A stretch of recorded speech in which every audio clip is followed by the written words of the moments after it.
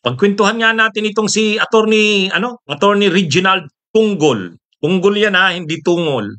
Paano ko nalaman na tunggol yan? Tinanong nga siya ng media nung ini-interview siya. Attorney, ano po bang pronunciation ng apelyido nyo? Tungol o tunggol? O, ang sabi niya, tunggol as in Mongol. O kaya tunggol. Kaya si Attorney Tunggol, tagapagtunggol, sino bang pinagtatanggol niya? Maraming nagre-react dito kay Attorney Tunggol kasi nga parang nagiging parang hindi na lang siya spokesperson ng impeachment court. Ito yung pinili ng Senado na maging spokesperson bilang impeachment court, ito yung magsasalita, si Attorney Tunggol. Kaya lang, maraming nagre-react na ang mga sinasabi ni Attorney Tunggol para na siyang naglo-lawyering kay Sara Duterte. O ngayon, hindi na lang tayo ang nagko-comment niyan. Diniscuss ko na ito, pinagkwentuhan na natin to nung nakaraang araw. Di ba, Kabunyog Daniel Espina, kay Jing Condor Mundigo, kay Coz Tudjo Junior Junax, Pete Grimio, kay Charging Javier Gabito, kay Willie Julola, kay Jim Peña, kay Jimmy Alcano, kay Susan Sena, kay Albert Granada, kay Edgar Ancheta, magandang hapon. Diniscuss ko na ito noong nakaraang araw. Sabi ko, kahit anong gawin mo, Attorney Tunggol, nakadidepensa, hanggat ang mga sinasabi mo at mga ginagawa mo at actuations mo ay obvious na parang anong tawag dyan? Ikaw yung nag-aabogado para kila Sara, ay mahirap mo talagang makumbinsi ang publiko na hindi ka nga naglo-lawyering for Sara. O ngayon, hindi na lang tayo ang nagre-react niyan. Itong mga uupong bagong senador, magiging bahagi ng 20th Congress na Senado, si Senador Kiko Pangilinan at si Senador Ping Lacson, mga magiging senator judges ito nagre-react na rin dito kay Tunggol. Nagre-react na rin dito kay Tunggol. Ano ang reaksyon ni Ping Lacson? Sabi ni Ping Lacson, ito munang kay Kiko Pangilinan. As a spokesperson, you do not speak for yourself. You speak on behalf for and on behalf of the impeachment court. Yun. Tama rin dyan si Kiko Pangilinan Ito kasing si Tunggol, kapag nagpe-press briefing o kaya pag tinatanong ng media, ang ine-express niya, opinion niya. Shout out Militon Lusada. Sabi ni Attorney Tunggol, based sa experience ko bilang abogado. Kaya binira siya ngayon diyan ni Kiko Pangilinan. Sabi ni Kiko, bilang spokesperson ng impeachment court, wag yung opinion mo ang sasabihin mo. Ang sabihin mo yung stand. Nagsasalita ka sa ngalan ng impeachment court. Spokesperson ka ng impeachment court ng Senado. Anumang sabihin mo, parang yan na rin yung sinasabi ng impeachment court. Pag nagsasalita itong si Attorney Tunggol, ang daming sinasabi, ako, opinion ko ganito, based sa experience ko bilang abogado, ganito. Yan, binara na siya ni Kiko Pangilinan. Tama naman si Kiko Pangilinan. Ay dapat pala sa'yo, Attorney Tunggol, kung mga opinion mo ang sinasabi mo, nag-vlogger ka na lang na tulad ko. Yan yung kapag ang ine-express mo, opinion mo, ay huwag kang papasok dyan na maging spokesperson ng impeachment court.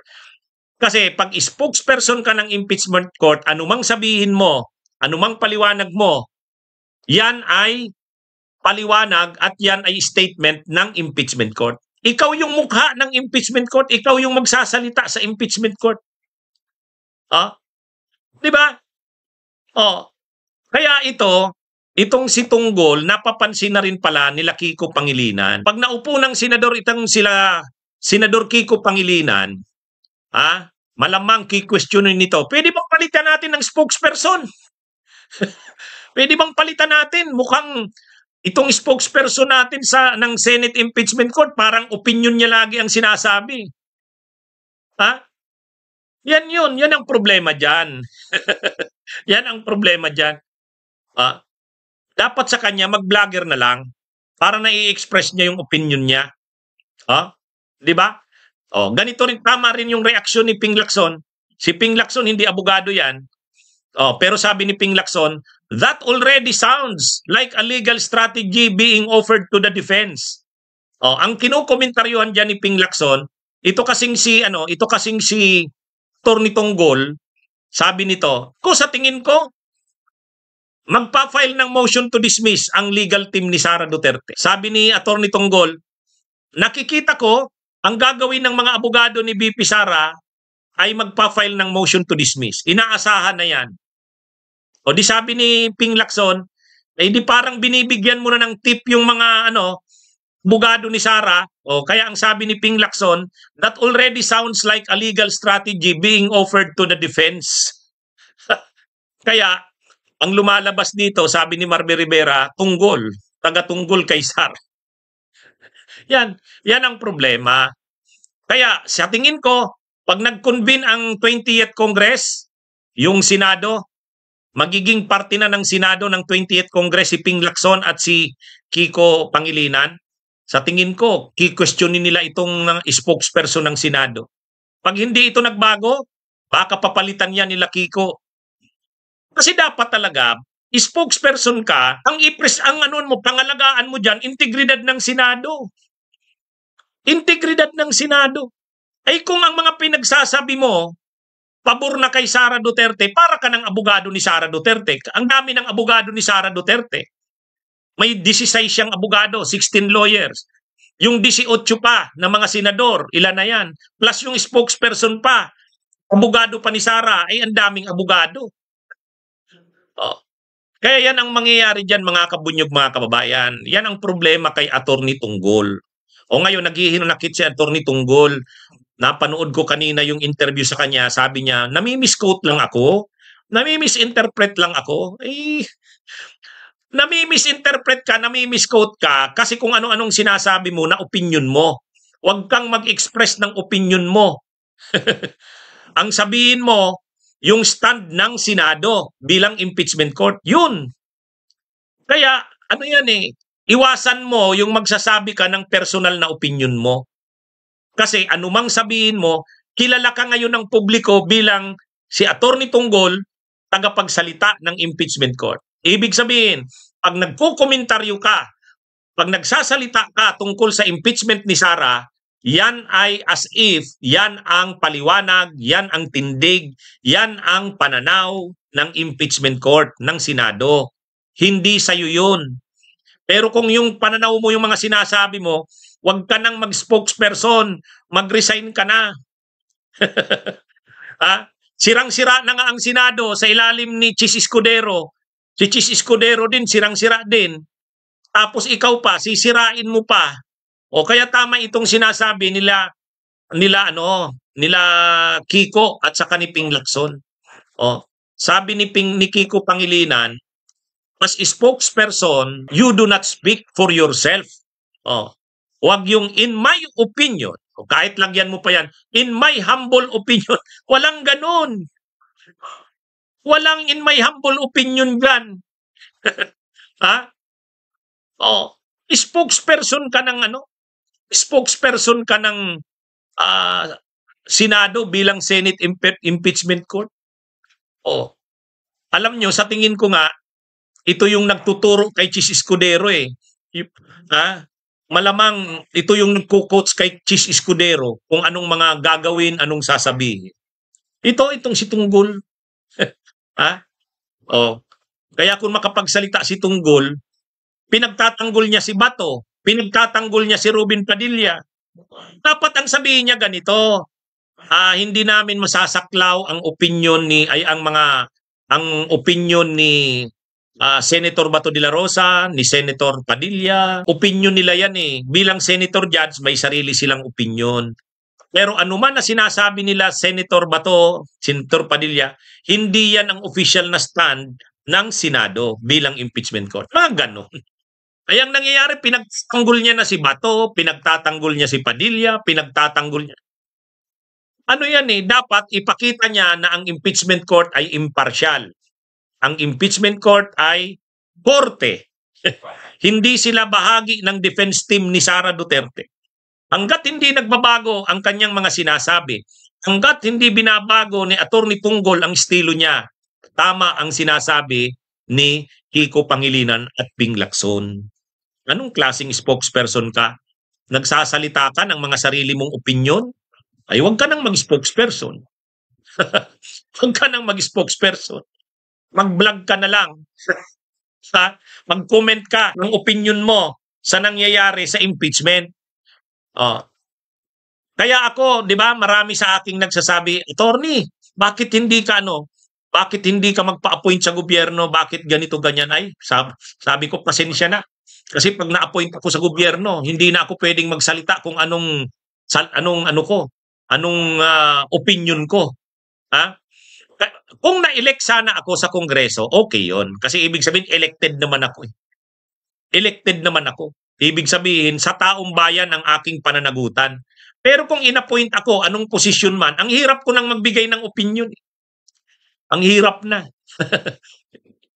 Anumang sasabihin ko ay pwedeng isipin na yan ang stand ng opisina na pinaglilingkuran ko. Ganun yan. Kaya mahirap. Kaya ikaw, Atty. Tunggol, nang tinanggap mo yung katungkulan na yan, bilang spokesperson ng Senate, bilang impeachment court, yun ang gawin mo. Spokesperson ka ng Senate bilang impeachment court. Hindi yung mga pananaw mo ang mga sinasabi mo. Hindi yung mga pananaw mo, hindi yung opinion mo. Kaya nagre-react na si Kiko eh. Nagre-react na rin si Ping Lacson. Pag nagsimula ang trial, ganyan ang style mo, ay marami pang magre-react sa'yo. Mapapahiya ka lang. At saka mawawala ang tiwala ng publiko sa Senado. Masyado nang sira ang Senado sa nangyayaring ito. Kagagawa ni Chis Escudero, nasira ang Senado. Ngayon, ikaw sana ang makakatulong na kahit paano mailigtas ang Senado sa sirang-sirang imahe nito. Paano mo maiaayos yan? Di gawin mong maganda ang yung trabaho bilang spokesperson. Diba? Dapat daw sa'yo, Atty. Tanggol. Anyway, pero nakikiusap itong si Tunggol. Huwag naman daw siyang husgahan. Nami-misquote lang daw siya. Nami-misquote. Hindi naman daw siya naglo-lawyer para kay Sara. Hindi naglo-lawyer. Ayusin mo ang mga sinasabi mo. Ayusin mo ang mga ginagawa mo. Yan. Yan. Huhusgahan ka ng taong bayan. Ayusin mo kasi sirang-sira na ang Senado. Sa totoo, natatawa nga ako ang panawagan ng taong bayan, abolish the Senate. Imaginin nyo yan. Imaginin nyo yan. Abolish the Senate. Ibig sabihin, ganun kasira ang Senado. Ang gusto na ng tao, parang unicameral legislature na eh. Ngayon kasi, bicameral tayo. Ang ating Kongreso may dalawang chambers, may dalawang houses, yung House of Representatives, lower house, at saka House of Senate, yung upper house. Bicameral ang legislature natin. Dahil sa ginagawa ngayong nakakasukang ng Senado, nakakahiya ang Senado, nawawala na ang respeto ng tao. Sabi ng mga tao, kumakalat na panawagan, abolish the Senate! Unicameral na lang tayo. Alam nyo, ayaw ko ring pag-usapan yang unicameral o bicameral ba. Kasi ang kailangan lang natin, okay naman yung may dalawang houses, yung bicameral, pero maglukluk tayo ng maaayos na senador. Yun ang solusyon doon. Ako nakikita ko, hindi naman kailangang i-abolish ang Senado. Ang kailangan lang natin maglagay ng maaayos na senador. Yung kagalang-galang na mga senador, ibalik naman natin yung Senado na parang Jokno, Anyada, Eva Estrada Calao, yung mga ganon, Mang Lapus. Ibalik natin yung kagalang-galang na Senado, Salonga. Ang problema kasi sa atin, ang mga nabutuang mga senador, artista, mga ex-convict. Anong klase yan? Wala eh. Nakakalungkot. Tapos ngayon pa sa impeachment trial, dapat sana maging maningning, kagalang-galang, maganda ang imahe ng Senado. Ang problema, yung Senate President pa mismo ang sumisira. Alam nyo mga kabunyog, yung nangyayari ngayon, nasa anong stage na ngayon ang impeachment trial ni Sara Duterte? Nasa anong stage na? Ano ng parte? Ay di ba, ngayon yung huling araw ng pagsagot ni Sara, binigyan siya ng 10 days.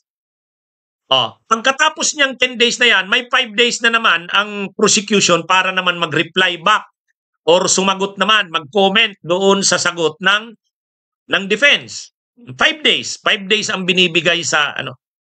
Kung itong mga nangyayari ngayon na 10 days na binigay kay Sara Duterte tapos 5 days naman sa prosecution para mag-reply or mag-react. Kung ginawa ito noong mga buwan ng Pebrero, Marso, Abril, gumulong na sana ang impeachment. Ito yung sinasabi natin . Ito yung hindi ginawa ni Chis Escudero. 5 months tinulugan ang impeachment. Di ba? Ayan mga kabunyog, mga kababayan. Itong nangyayari ngayon, di ba, 10 days yung binigay kay Sara. Nakikita nyo yung nangyari? Nung unang araw, nanumpa yung mga senator judges. Pagkatapos manumpa ng mga senator judges, una muna pala, nanumpa muna si Escudero, yung presiding judge. Pagkatapos manumpa ng presiding judge, nanumpa naman yung senator judges. Pagkatapos manumpa ng senator judges, naglabas na ng order o summon kay Sara. Within 10 days, sagutin. Tapos within 5 days, sasagot naman yung prosecution. Ganun yan. Pero yung trial proper, magsisimula sa July 29 pa. Ibig sabihin, kung itong mga nangyaring ito, natanggap ng Senado February 5, di ba? Ay dapat sana nung mga February or March, nangyari na ito, ibig sabihin, gumulong na yung impeachment process. Gumulong na, nagsimula na. Dapat sana, pag-resume ng session ng Senado nung June 2, trial na. Ay baka natapos pa nitong June ang trial.